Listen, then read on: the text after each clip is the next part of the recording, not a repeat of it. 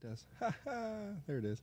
You know what's funny is I do this every week, and I can never remember, one, if I have to hit the button to go to the next thing, or if it clears automatically or all that stuff. Come on, dear. I know. Do it every week. One of these days I'll figure it out. Right? But it's part of the fun. Right. Well, hey. Right? Trial and error. That is how I live. I was trying to explain to my kids one time, like, the longest paper I ever wrote. And it was like 22 pages, right? Which, if anybody who's done, master's or doctoral work, like, that's a joke, right? But this is, an undergrad, and I was a terrible student. And I was, they're like, "How long did it take you to write?" It's like, "Oh, like 8 hours."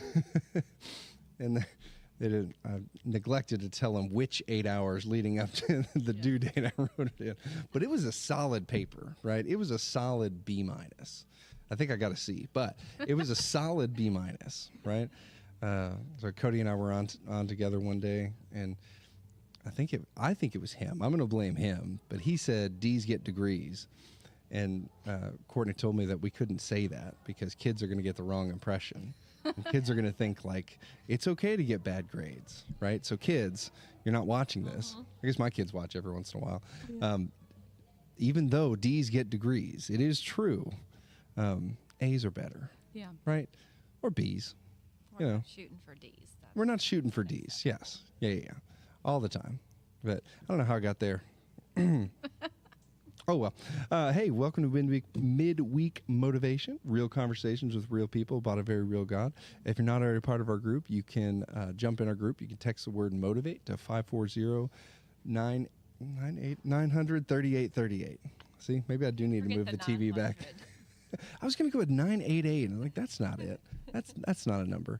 That is a number. That is a number, yeah, but not for this. Not the right one. That's a different number. That's a different hotline. That is a different hotline. You'll get a different hotline. Yeah, that is a little bit different. 900-3838. You text the word motivate. That'll put you in our group. Get a little motivation. This is the last episode of Midweek Motivation for 2024. Wow. The very last one. And we're going to end it not talking about Christmas. How about that? Right? We're just going to go against the grain, which we are going to talk a little bit about Christmas, right? We do probably have to hit a little bit of Christmas, but we did our Christmas episode last week. It was a good time. Finally had Cody back. It's been a minute. Wow. Cody's been busy. He said he's off being Santa today, and I told him that's only acceptable if he's wearing the suit. So he said all the Christmas spirit he's got is a green shirt. So how can you be Santa without a Santa suit? That's an excellent question. There's we shot a video for our KCA this week where for their Christmas program, which you can probably hear a little bit of them. Well, we can. I don't know if you can hear out there. They're practicing in the next room. And so Owen, my son, gets to be Santa, right? He may or may not at some point be fighting a Teletubby. Wow. Okay. It was the weirdest video, probably the weirdest thing I've ever shot on film. It's very strange. Super fun. It's going to be really fun. But we didn't have a Santa suit. So what Ryan, the music teacher, ended up doing is she got this like Santa tracksuit. It looks like velour, good old tracksuit. It's got Santa on the back, Santa on the front.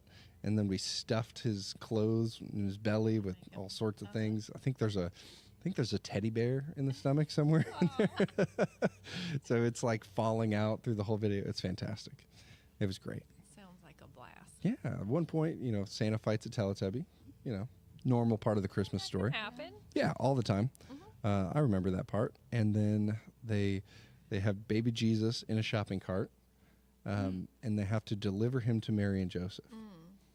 And it was only when I was editing, I was like, man, I hope there's not like theological implications about like Santa showing up and delivering baby Jesus, and that's probably not a good thing, but we'll find out. Yeah. It could be worse.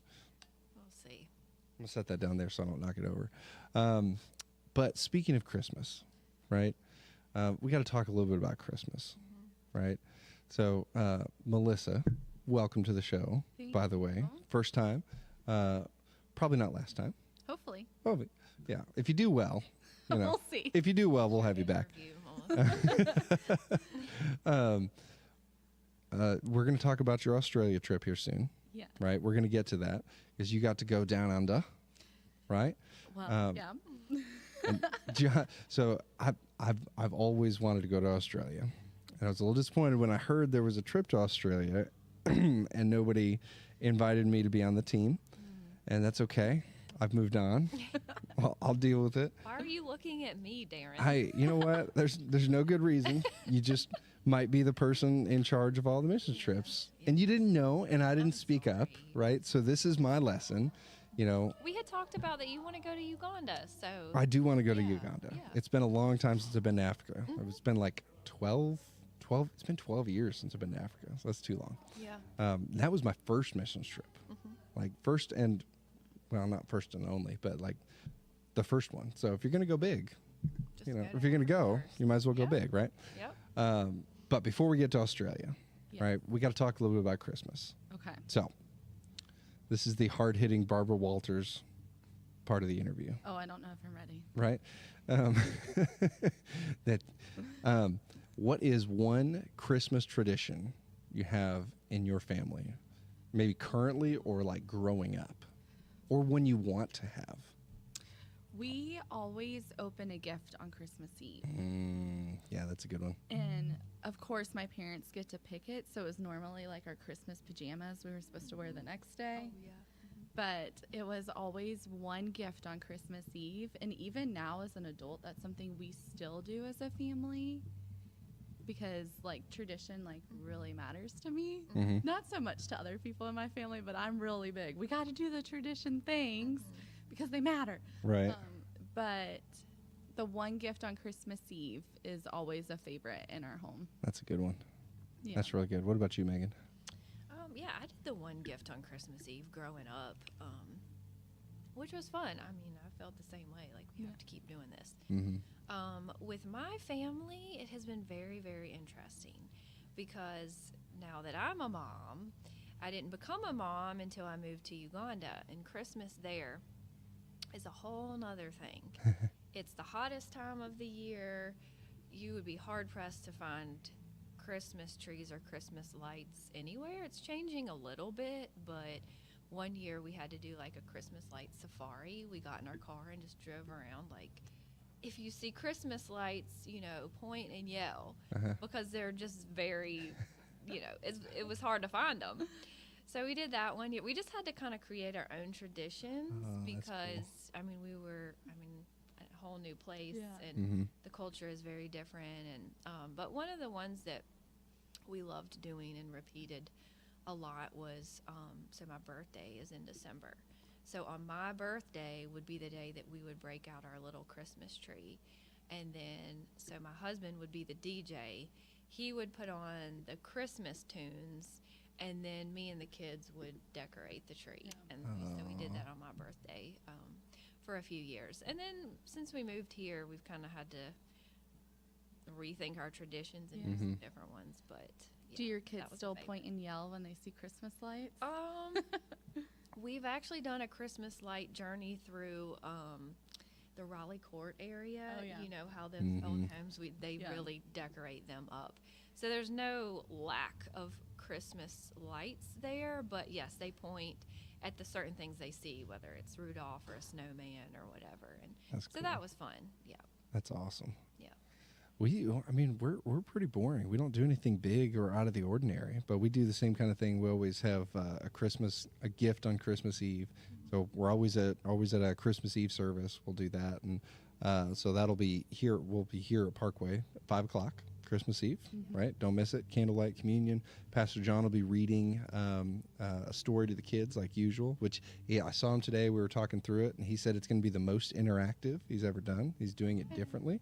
And I told him today, I said, it's always the coolest thing to see him and Kath up on the stage with the little kids, you know, all around him and everything. It's so sweet. I always love seeing that. So that's always a big part of our tradition is being in a Christmas Eve service. And then we're similar. So the kids always have Christmas jammies that, you know, we get to open, which they've already seen. They've already tried on because we make sure they fit and they're already washed, but then we get to give them to them on Christmas Eve. And Are I they always love that. matching Christmas jammies? Usually. So Okay. what we're finding, turns out when you have a bunch of kids and when you've got 6 people in your family, it's harder to find things that all match, right? So I think we're 4 and 2. So the 2 little ones have like these matching elf onesies for this year. They're really cute. Christian, Yeah, it's going to be adorable. He's so cute. And we even gave them choices, right? So the youngest 2 are 9 and 5, and we even gave them choices. Like, do you guys want to match? You want, like, there was like the classic like checkered plaid, or checkered plaid. It's plaid, right? Red and black, Christmassy plaid pants, or they could have these matching, elf like onesie things, and of course. They, especially when Christian had the opportunity to match his big brother, he had to have that. So, I did not get an elf onesie for this year. Courtney didn't even give it to me as an option. She's out doing all the shopping. She didn't give me an option. Years? I've never had one. Oh man. We did find a like a Santa onesie, but it wouldn't. I couldn't find one in my size. It was very disappointing. You could wear a really tight one. I did. I did. And there's a picture of it that I'm hoping Courtney never makes see the light of day, because it's not pretty. It's not great. Like a kid's extra large or something? No, it was, okay. Like a size 18 kids? So here's the problem, right? Sizes, and I don't know if this is just an America thing or if this is a new 2024 thing, but sizes are vastly different, right? So this was a large. Right, now I'm a large in like every shirt I've ever worn, right? And I put this thing on, and it was like, it might as well have been a small, right? It was awful. It was not a good thing. So I'm hoping Courtney never releases that picture. Tailored fit or slim fit T-shirt. I mean, it was something. It was something special. But yeah, those are great traditions. If you've got other family traditions out there, go ahead and put them in the chat. Let us know. Maybe you'll see one that you want to steal. Maybe we'll come across one that's like, that's a fantastic idea. Yeah. Like, I always like the idea of taking my kids around to go see Christmas lights. And we've done it a couple times. And then about 20 minutes in, my kids are trying to murder each other. Or one of them has to pee. Right. And then we stop and we're like, why are we doing this? Why? This was supposed to be fun. I kind of feel like that's probably why we stopped, because 2 of mine, they pretty much hate each other right now. So. But they're so cute. Two, or the younger two? Aaliyah and Owen. Yeah. But they're so cute. Yeah. How could they fight? They I just can't imagine annoy them ever one fighting. The word they say all the time is stop. Stop. Yeah. Stop. Stop. I'm like, I don't want to hear stop anymore, please. Right? That's fantastic. But yeah, so Sunday we got to celebrate Christmas on the mountain. Good day. So it was my second Christmas on the mountain here at Parkway. And I told Dustin, I said, look, that's 2 in a row that we've been inside. Like, I'm starting to get worried that it's me. Because I believe it would be great outside. I've just never seen it. That's right. But it ended up being really cool. It was good fun. So we had our preschoolers in the service. Singing and dancing, and if you watch between the 2 services, like at 9 a.m. they got up on stage, and they just froze. They were just completely still. Like, except that one little girl. Oh yes, yeah, she was all about it. She was really getting into it. We were standing up in the booth and we were watching, kids, and as they got more comfortable, because it's a little scary in front of 400 people and all the lights and being up on the stage and everything, and we were laughing. Like, you can really tell their personalities, right? They start to separate. The ones that are, really extroverted and outgoing are loving it and, jumping around, dancing, moving to the front, showing off. And the ones that are, a little more introverted, a little more conservative are just ready to fall off the stage, right? And they're trying to hide. Crying. Right? Oh, yeah, the crying is always a little bit sad. But that was a great time. I love seeing that. The snow. The snow was fun. So we had that idea. Carly and I were talking about it.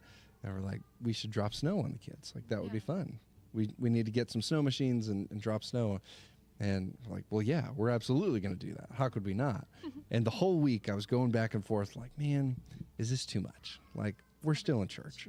Like, is it too much? Is this ridiculous? Is it gimmicky? Like, should we do it? Should we not? Are people going to get angry? Like, you drop snow on me. Like, well, And I was like, all right, forget it. We're just going to do it. And then as soon as I saw the snow fall on the kid, because kids didn't know it was going to happen.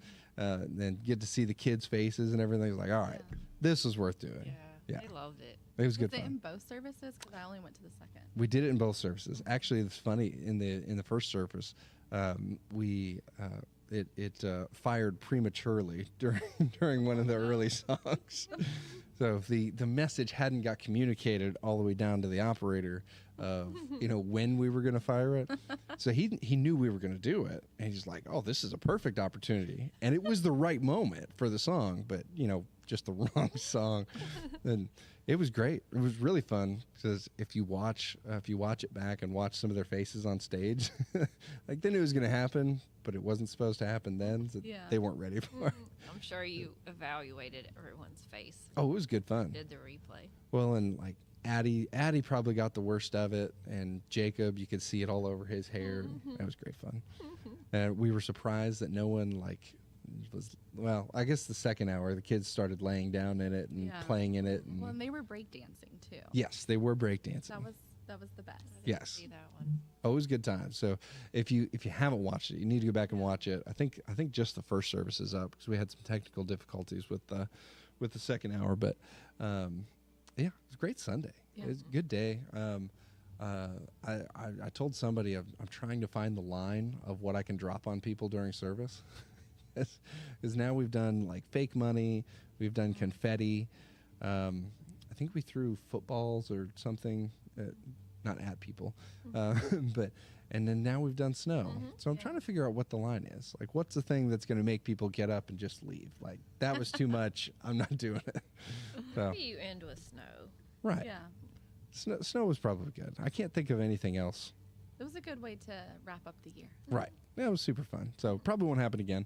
But it was a nice surprise. It was fun. That was good times. And the donuts were delicious. Oh. Grandpa Ike's donuts is fantastic. I think my kids ate like 4 or 5 different bags and kept coming back and begging for more. They were still good the next day, too. Oh, yeah. That was fantastic. Yeah, I got like the last bag that got left over in the break room. Oh, really? I got real lucky. Oh, man. Because I think most of them got stolen for that meeting. Yes. And then there was like 2 left. I tried to leave like 3 there for you guys. Well, I was lucky enough to get in there and get the last one. Just delicious. Fantastic. There's probably some other things that happened. Carriage ride was pretty cool too. Carriage ride was cool. And it seemed like the rain stopped a little bit in the, Then it was in the covered, afternoon. so it wasn't that bad. Right. Yeah. Yeah, it's a good time. So if you've never been to Christmas on the Mountain, if you missed it, make sure you join us next year, where hopefully we'll be outside. Right? Hopefully, if it's 3 years in a row with bad weather inside, I'm just going to say it's me. It might be me, but Christmas on the Mountain's always a good time. I've had a ton of people here. Yeah. It's ridiculously cool. It's always fun when the building is full, especially in the sanctuary. You can hear people singing. And then hearing people clapping along with the kids, singing and dancing and everything is just I think it's going to be like that this Sunday, too. Oh, yeah. Yeah. This Sunday, we get fun stuff baptism. We have baptisms. Yep. Thanks for reeling us back in. Megan always reels me back in. It's always what good. I'm here for. Baptisms, which I think there's like 10. 11 is 11? what I last heard, Yeah, we got a couple of baptisms, which are always fun, and then we've got a special dance from. Oh, that's right. That's Floyd Ward. Floyd Ward. That's it. Thank you. That'll be a good time, and we'll probably sing a little bit. Yeah. Preach a little bit. Yeah. Pray a little bit. All those church things. So don't miss this Sunday. Join us online or in person. It'll be a good time. 9 and 10:30. If you can get here, because it's always better if you're in the room and you can hear the people singing and all that good stuff. Yeah. There won't be snow this week, I promise. Well, you can go back and watch last week. Snow machines again. Are they still up there? Well, yeah, they're still up there. Okay. So Is there still juice? oh yeah, I got like a gallon and a half left. So there is a preschool Christmas program tomorrow. Oh, okay. And it may or may not make an appearance at that program. And then there's the KCA Christmas program Friday morning. Oh, right, in chapel. Yeah. Yeah. So Oh, you'll use it all up then. yeah, I figure we got to be good stewards of our resources. Use it while we've got it. Yeah. But yeah, that's coming up this Sunday. And I feel like it's been a while since we've had baptisms, so I'm looking forward to it. beginning of weeks November. ago. Yeah. Was it that long ago? I think so. Yeah. Yeah. Well, it seems like we did so many right together, and it seems like we've had a little bit of break. And then we were talking the other day, like we've got baptisms planned in January too. So just keep on dunking coming. people, right? Yeah. For some reason, people just keep meeting Jesus. So we just keep, Yeah. keep baptizing people, right? It's like it's in the Great Commission What or it's something, all about. right? It's like that's what we're supposed to do. I was telling somebody like it shouldn't surprise me when people come forward to meet Jesus, Yeah. right? But and I don't even know if surprise is the right word, but every time that we make that invitation, give people the opportunity to receive Jesus, people respond Yeah. every single time. And even in our worship planning meetings, we always have that, not always, but every once in a while we'll have that conversation like, well, what if nobody stands up? Like, what if nobody comes? Like, how do we transition out of that? And we're like, but it never happens. Yeah. Like, people always respond. And I think that's a good lesson for us to remember. Like, people respond to the gospel, right? When we give people an opportunity to respond to the gospel, I mean, God does the work, right? And brings them, right? And it's not out of show. It's not out of, guilt or anything like that. People genuinely, respond to the gospel. And it's not because snow machines. It's not because, anything else. It's because people are moved by the gospel. Yeah. The Holy Spirit move in their hearts. Yeah. Speaking of the Holy Spirit took you all the way down under to Yes. Australia, Yes. place I've longed to go for many, many that was years. good. Oh, for years. Yeah, Right. that's a great accent. I couldn't do the whole show that way. Actually, I probably could. So I used to try to do a British accent, but apparently I could only pull off a Southern British accent, which is basically Australian. Yeah. Right. So always wanted to move to Australia, always wanted to live in Australia. I had a roommate in college that he and his wife, when they graduated, they went and spent 2 years with Global Partners as missionaries in Australia. So then, when I heard you guys were going, I was like, man, I missed my opportunity again. Yeah. So we're going to do the next best thing. And that's okay. It's not Megan's fault. It is. Well, that's all right. I mean, you clearly knew, how much I love Australia. I did not. Right. I did not. Yeah. So today I'm going to settle for some quality anecdotes. Yes. That one's just for you, John, of the Australia trip. So number one, I got to know, Okay. how many kangaroos did you see while you were there? Wow. So I think at one point we did a kind of what they call I don't remember what it's called, honestly, but it's like this walk where you can like look at them and they're kind of just out in their natural habitat. Now, of course, like any wildlife here, some of them are tagged and some of them aren't. Yeah. But that day, I would honestly say it was like 20 plus. Oh, wow. Like just in their natural, like Boxing existence. gloves and all, like normal. Yeah. Yeah. The Hopping funny around. thing about that is like they're like you can get close to them. They're not like deer. Well, they get too like jumpy and run off. Yeah. But if you get too close, they will fight you. So you have to kind of figure out what's the line and what's the boundary with Right. that. But it was a really cool experience, and that kind of led up to our day of like worship on the beach. So it was all like one moment. We got to see all these kangaroos, and then we walked right into worship on the beach. Mm-hmm. So it was just a really humbling experience because it's like, oh, like God, you're so great. Like this is just such a cool moment where you're like showing us your creation, and then we get to worship you in that creation. That's So awesome. it was really special. That's cool. I love that you turned my silly question about kangaroos into something really good. That was She's good. fantastic. I love that. That's why we do this show. Well, give us kind of an overview of, and Megan, you might be able to help with this too. Give us kind of what was the idea behind the trip? What was the whole purpose, right? So obviously we had some fun in Australia, right? Yeah. But, we did more than that, right? And I say we because, we're the church. Yes. And, I went with you in spirit.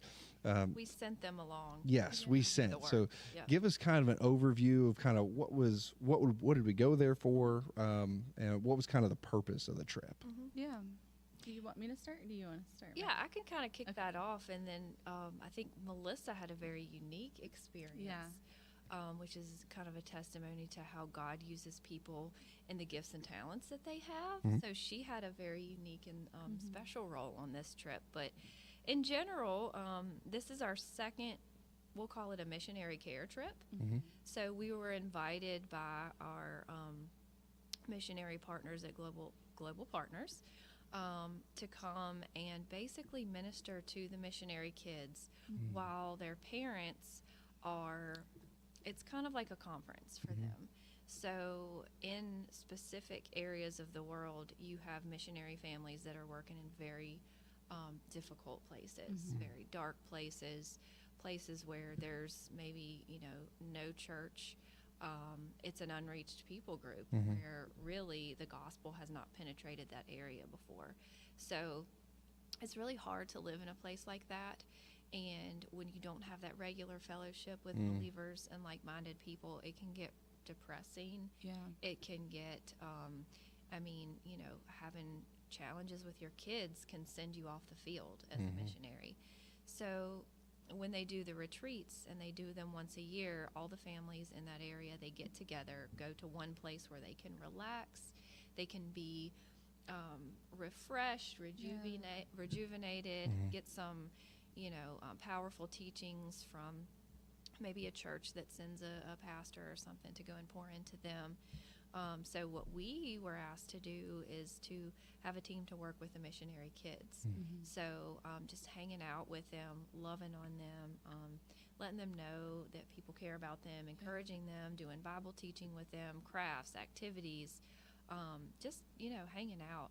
And I think some people can say, well, how is that helping? How is that truly a mission trip? But it's actually one of the most effective ways that you can love and care for your missionaries, because if you have a healthy missionary family, they can stay in that place where God has sent them and be healthy and be able to have that motivation to keep going, to keep sharing the gospel with people, to keep doing the work that God has called them to do.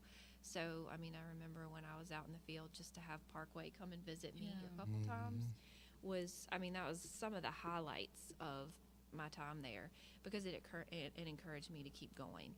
So we want to continue doing these kinds of trips because it may not seem like a lot, but to those families, it can be very key in the health of their family being able to stay on the field. So Melissa, you can kind of talk about how your experience was a little bit different than everyone else's. So I guess I can start this by saying, in my day-to-day life, I'm a counselor. So I provide mental health therapy in the Roanoke area. So I've been doing that for a while. So when I was talking to Megan about this, we thought it was going to look one way, and it completely changed and looked like a different way, leading up, maybe the week before going on this trip. The leader, Ben Ward, who's from Parkway, asked me to do a table lead for basically a small group lead for the adults. So I was actually with the adults all week, and one thing that we really focused on within that week was emotional health. So it's not just these people are going and being poured into, they're also going and really focusing on their emotional health and their spiritual health. And then within that, we're processing some really hard things. We're processing some grief, some losses that they've experienced, not only on the mission field, but over a lifespan, right?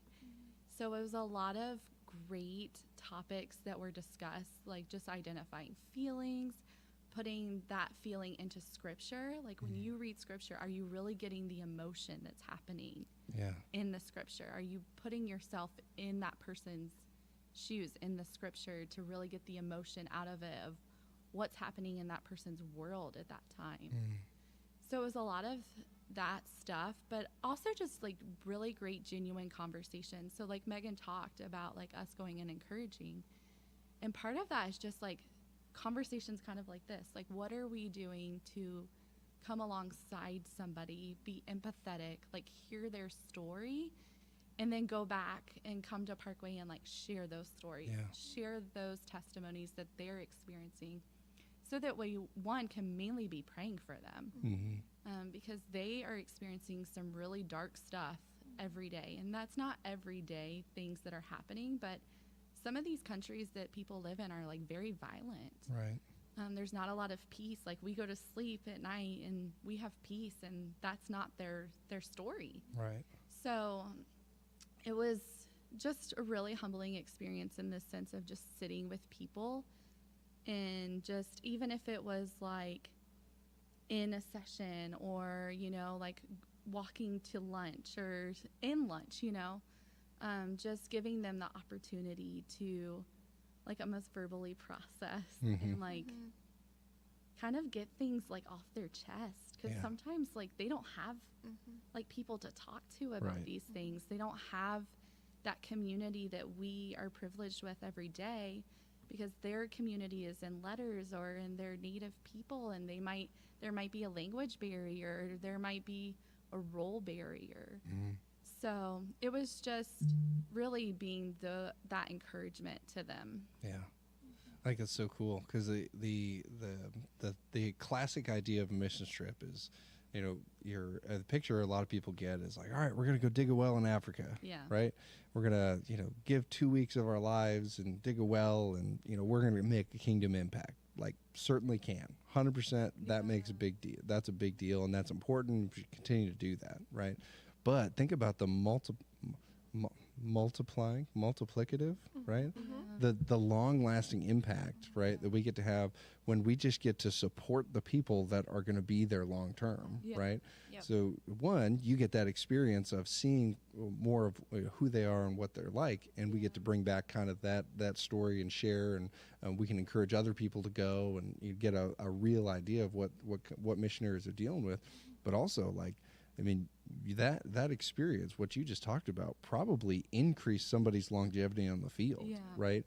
I mean, how many more people you could spend 2 weeks in Africa digging a well, and you're going to impact some people, but how many more people can we impact?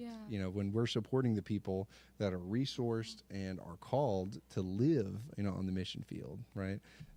That I think is my favorite thing about it, is because we're having a short-term impact, right? Especially on the people that were there and the kids that were there, but then we get to have a long-lasting impact, you know, for potentially even generations, right? And it's a short-term trip, but I think the relationships are long-term. These are not like people that I have just put in a box of this week, like, oh, saw you this week, that's it.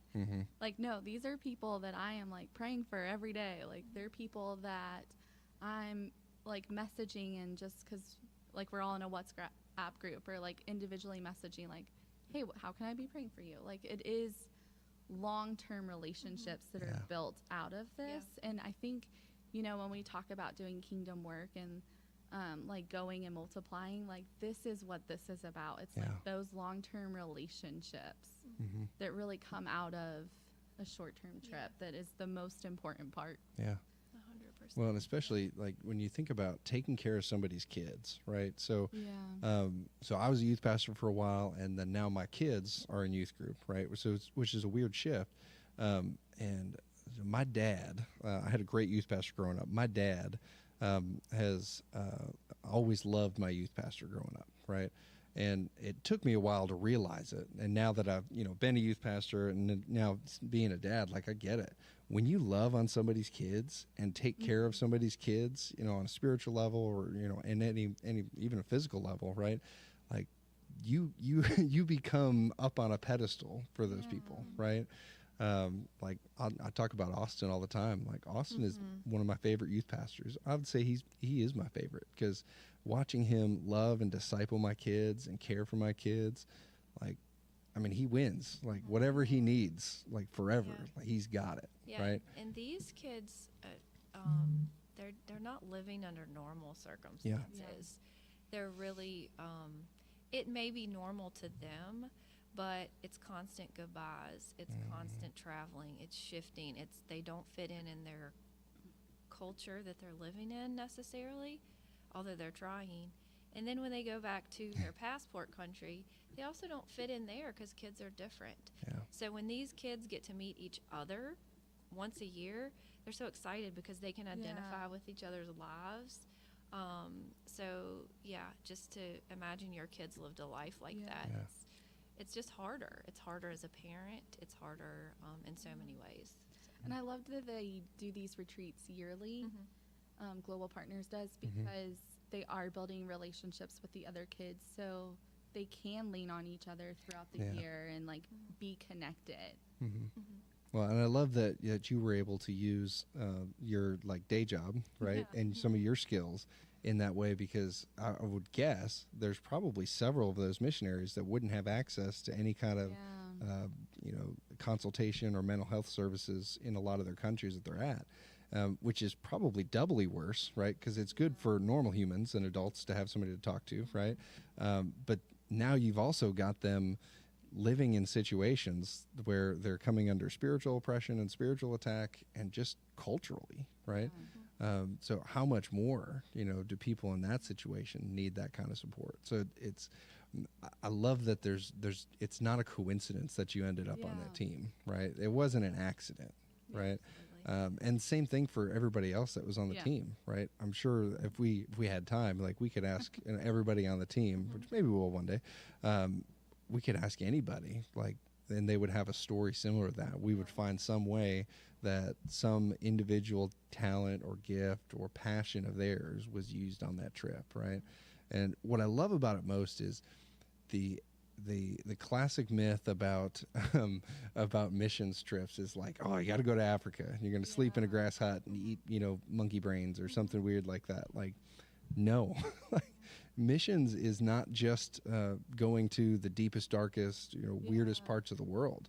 Like, there are people, I think, Megan, you say it all the time, like, you don't have to go around the world to meet somebody from across the world, right? You can be right here in Roanoke. Right.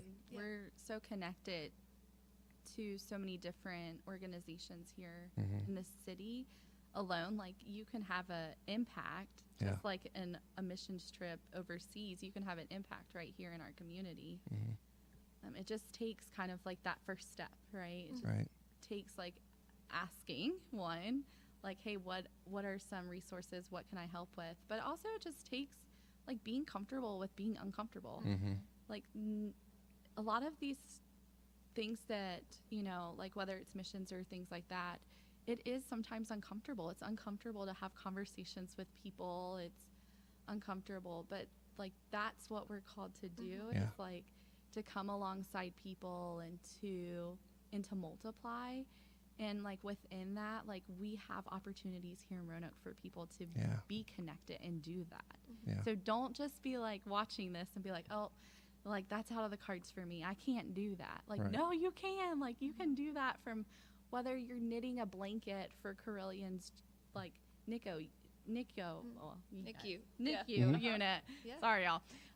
Or like getting connected with Immigrant Connection or the Lampstand. Like, there's just so many resources here to also need our support. So yeah, and that's such a good point, because I mean, even prayer, like everyone can pray. So one of the things that we're going to be hearing about a lot starting even in January is like we all have a role to play in the Great Commission.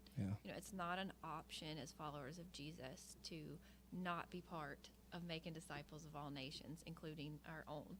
So we all have a part to play. So just looking for that and seeking God and saying, what is my role right now? And it can change in different seasons of your life. But we all have a role to play. So that's really exciting that everyone can get involved. Yeah.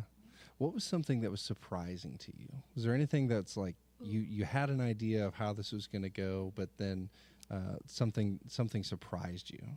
Well, I think one thing that was surprising to me is like how open they were to like telling their stories.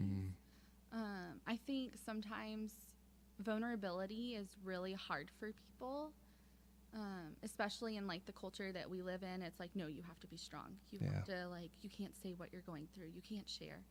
And like for them, they're like, nah, here's my story. Like, this is what I'm going through. This is what I need help with. And I think that level of vulnerability was really surprising to me. Just on that level of like their willingness to open up.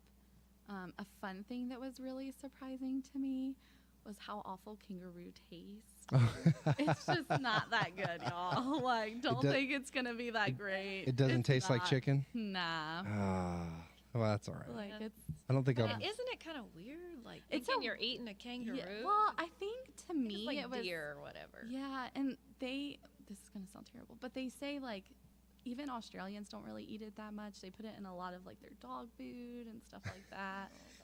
Like, it's just not that. So you didn't come home with a new taste for kangaroo? No. Didn't come home and were like, where can I buy kangaroo meat? We're eating it breakfast, lunch, and dinner. No kangaroo bacon or anything like that. No. Okay, good to know. I brought some jerky back for my family members, and even like them, they're like, "This is so gross." I was like, "I know," but you got to try it. Yeah. It's one of those things you got to try. That's fantastic. So I know we got to take care of some of the missionary kids. Right, and our staff got to bless them with some gifts. So that was cool. It was cool to be a part of that. And it turns out I know one of the missionary families that was there. I got to meet him. He actually, right as I was graduating college. So shout out to Ian Swires. He'll never watch this, but I haven't seen him in probably 13 years. And I was getting ready to graduate college in Indiana, and he interviewed me for a middle school pastor job. And I didn't get it, but he hired my buddy Travis, who was there for like 5 years, and is infinitely better than me. It was fantastic. Worked out great because I moved to North Carolina, and then we ended up here, so it's all great. But fantastic. But we were looking down the list, like, oh, I know this guy. Like, that's fantastic. So we were able to bless some of those kids with toys and all sorts of different things, and just it's a cool thing. It's something small, right?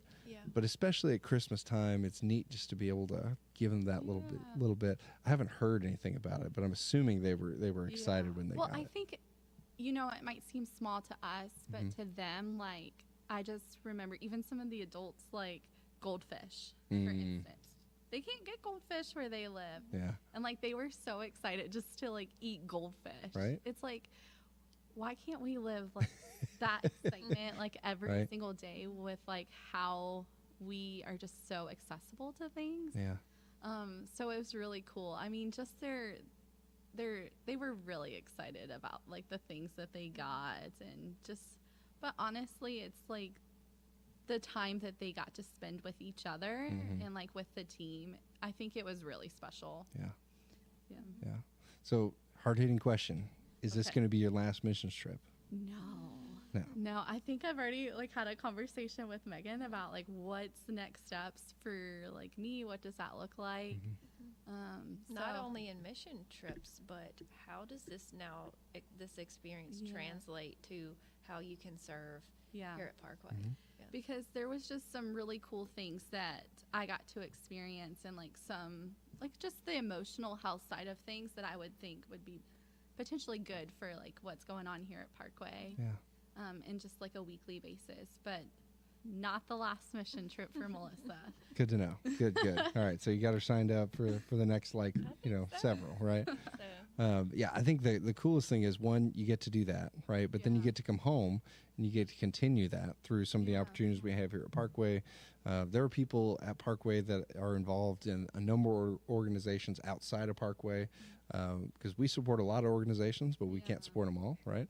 And there's a lot of great organizations in the Roanoke Valley, really all across the world. A lot of great organizations that are worthy of your support as well. But we have a lot of great opportunities for people. One that comes to mind, especially, is our partnership with Preston Park Elementary. Get to pack little snack bags, and I think we just finish our last one for 2024. We just for the whole year, because we partner with Emmanuel Wesleyan, so they're doing the rest of the year. Okay. Wow. But if people still want to give snacks, we can pass those along to Emmanuel. So but it was something that's easy, but people love to do, and it makes an impact in people's lives. So. Yeah, and I think the coolest thing is if you go to our website, you can go to parkroanoke.com/missions, and you'll see all of our opportunities there. There's a lot of our local missions, and a lot of our global missions, and all that information's on there. And the cool thing is, if you look at it, it's hard to find any reason that somebody can't get involved, right? It's hard to find a real good excuse of like, I can't be involved in missions. Like, I can't do that. Like, I can't go to Australia. I can't take off work. Good. Don't. Like, we want you to go to work. That's a good thing. You probably should, right? But it doesn't mean you can't, help pack bags for Preston Park. You can't sit back and pray. Like, I'm not going to steal our thunder because we're going to talk a whole lot about this in January. But there is no excuse, right? Yeah. In fact, I challenge you to find an excuse that says you don't have to be involved in missions, right? Yeah. I'm just going to put that out there. Send it to us. You can text that number on the screen, 93838. I don't want to hear the excuses. Right? I want to hear all the excuses. I want to hear all the excuses, and if I can't rebut them, Megan sure can. Okay. We will find all of them. See, I'll give you the secret. Like, the answer is you can all pray. Like, if you're alive, you can pray. Like, it's pretty simple. So, if you've got excuses, I want to hear them. That sounds like a fun episode. Can you imagine just reading excuses for why people aren't going to get involved in missions? That would be fun. Well, we'll save that for January. Maybe that'll be. We'll tie that in at the beginning of January. And that's what we're trying to avoid. Is like missions is for the missions people. Yeah. It's easy to say that, or see yourself not as a missions person, but the more time you spend here at Parkway, the more you'll realize that we are all missions people. So. Right. Yeah. Well, and I think even the easiest thing is, just giving. Yeah. We give, every single year. We do our missions pledge, and we're able to give that way, and we're able to partner with a whole bunch of different organizations, right? That would be challenging for an individual to go and support all of them, right? But by giving towards that missions pledge, then you get to give through Parkway to vetted organizations of people that we know and we trust, right? In fact, we've visited all of them. Obviously all the local ones right here on Midweek, which has been a while. We probably need to go back and visit. I'm thinking we need to go visit Blue Ridge Women's Center here soon, because they should be opening up their new center soon. And I want to tour selfishly, because it was really cool when we were there and it was in process, and I want to see the behind the scenes tour here soon. But yeah, so the bottom line is there's no reason that you can't be involved in missions, right? On some level, right? Not everybody's going to go to Africa. Not everybody's going to move to Uganda for 7 years and, get married and have some kids and then come back and, be a missions director, right? That's not everybody's story. Not everybody's going to, go to Australia. Some people are going to go, to West Virginia. We have a great partnership with an organization up there, right? We took a trip up to Michigan and did some missions work there, right? So, and we have missions organizations right here in the Valley that we get to partner with. So, bottom line is there's no excuse. There's no good excuse. If you have one I haven't thought of, like, I would love to hear it. It'd be fun. But oh my goodness, there's no excuse, right? So I'm really going to steal our thunder. Like, I'm going to save it all for January. Come back in January. Come to church in January. Come to church this Sunday, but also come back in January, and you're going to hear all about it. And what I love about being at Parkway is missions isn't just a Sunday, right? Yeah. It's not, we have missions week, but that's not the only time you hear about missions, right? We talk about missions constantly, right? It's because it's a part of our DNA. It's part of who we are. Mostly because it's a part of the Great Commission, right? So it's what we're called to. So if that was new to you, if you're thinking like, oh, I could have, if before the show you were thinking, oh, I could never get on a mission trip, I would never go to Australia, I would never go, to Africa or whatever, consider it. Like, if that thought scares you, that might be a sign, right? So there's plenty of opportunities coming up. What's one coming up close that people could look into? Well, while we're on the subject of missionary care trips, I was just telling Melissa that we got invited to another one next August. And this one in particular, there's a child that has autism. So they had asked for someone to be his buddy. Wow. So with us starting the special needs ministry downstairs, we have a team already that's really excited about that type of ministry, and they're like, yeah, we're on board. We would love to do it. So cool. I think it's like 7. They had asked for 7 to 9 people. So it could be a variety of, I mean, anyone, could could consider going on a trip like that. So That's awesome. yeah. The last thing I'm going to hit, I just thought of this. How many students did we take on this trip? We took 4 seniors. Yeah. Okay. 4 seniors. Yeah. That's awesome. Yep. So here's the coolest thing. So these are kids that had time off of school, and Had they to ask their schools. oh yeah. So they chose Yeah. to go and serve a bunch of missionary kids, Yeah. right? So I say that to say this. So there's always talk about, this generation is, the worst and all these things, how terrible the generation is. That's not the case at Parkway, No. right? And I think that's an example of the broader generation. I think there is a generation that is hungry Yeah. for growing the church and the real church, not the color a picture in Noah's Ark. Like these are kids that want real answers to real questions, right? Yeah. And it's so encouraging when you see students like, Yeah. and I know most of these kids, like these are not kids that just signed up for a cool trip to Australia, Yeah. right? Like, yeah, I mean, I would have in high school, like, you mean I get to go to Australia and ride a kangaroo? Like, that sounds awesome. But these are kids with a real heart for missions, heart for the world, and a heart to change people's lives and see Jesus impact people. That, I think, is always the coolest thing, because people always have this impression of teenagers, right? Of they don't get it, they're not concerned about spiritual things. And I think more than ever, at least in my lifetime, there are students that are hungry to grow the church and move the gospel forward. And we get to see it all the time. So if you're curious about it, all you got to do is come to church. Yeah. Right? Come to church, especially at 10:30, because our students are out of the small groups at that time, and just look at the front right section. Yeah. Right? If you're ever disheartened or concerned about the next generation, come to Parkway. Just look over at the 10:30 service and just watch the first 4 rows. You'll be fine. Point. Yep. Yeah. Well, and it's just being with those girls all week. Well, 10 days. It was more than a week. It was really encouraging. Yeah. Like their just heart for missions, their heart for service, and their overall heart for Jesus is just like, it's so encouraging, because I think sometimes as adults we just are like, ugh. Right? But like just being around that energy all week, it was really encouraging for me. But I also want to add, like, it's okay to do things afraid.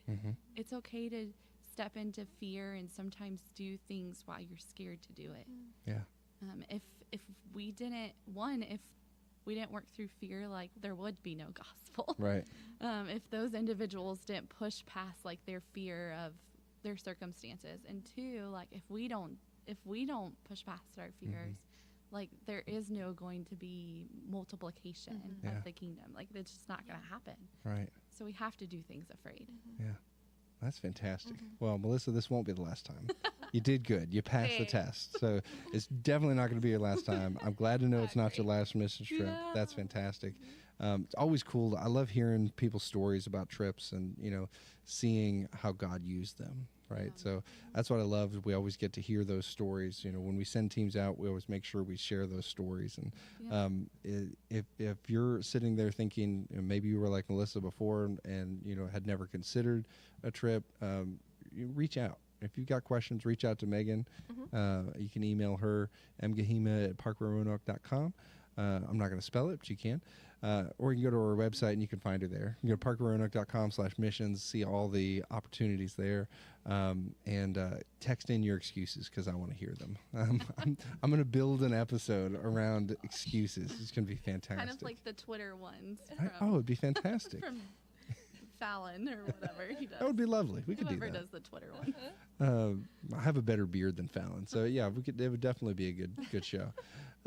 So hey, thanks so much. That was awesome. You'll definitely be back. Listen. Megan, thanks for keeping me on track, like always. It's always better when you're here. Thanks so much for joining us. Share this with somebody. There's definitely somebody in your life, especially around this Christmas season, that probably needs a little bit of encouragement, a little bit of motivation, and you can be a part of that for them. So share this with somebody. We'll see you back, in the next year. Good heavens. When's our next one? January? January. Okay. Wow. Wow. January sometime. I don't have a calendar.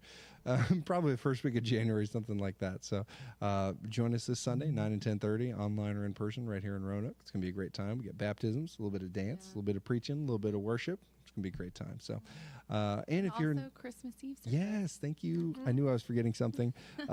Christmas Eve, right here at 5:00. Yes. I'll be here. There will be. We had like 800 people last year, all holding they were candles. bringing chairs out. It was terrifying. Fire. Yes, 800 I'm hoping we set off the fire alarm because we have so many people holding so much fire. So. We do give the kids the fake candles, though. Yes, there Bring are your fake candles for the kids. kids. We got candles for them. Yes, Yeah. yeah.